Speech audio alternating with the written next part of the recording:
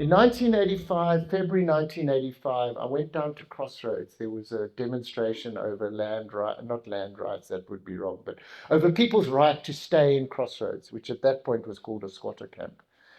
And it wasn't these cops, but late in the afternoon, this is a shot, a still I found on Al Jazeera from that actual day, 19th of February 1985.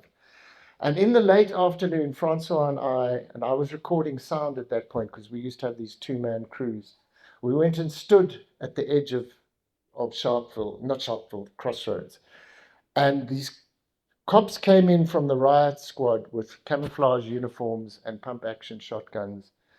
And they drove into the middle of the shacks and just started shooting people.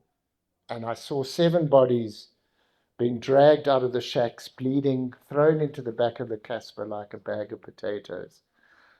And it was shocking at the time. But I was also working. I wanted to be successful in my career. So I pushed the horror of it underground, looking back on it, or not underground, but under my consciousness. And it affected me very deeply. I mean, I realize now I was suffering from post-traumatic stress already from a very early age in my career. And I found when I was doing some research an old New York Times article from that. I didn't know the New York Times correspondent, but he was probably standing right next to us. He would have been a much older man. And I mean, it's sort of a sign of the time saying, 5 killed us, blacks near Cape Town, go, fight police. You wouldn't have a headline like that today.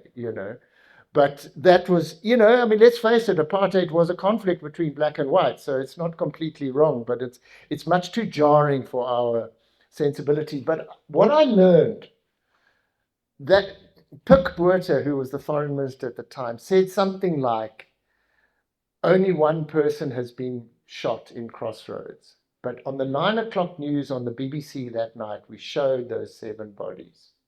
So I learned that journalism could make a difference, that you could actually change the world just a little bit. And to find it still on the New York Times archive, which you can find just by Googling, is still for me a powerful reminder of how important our work is.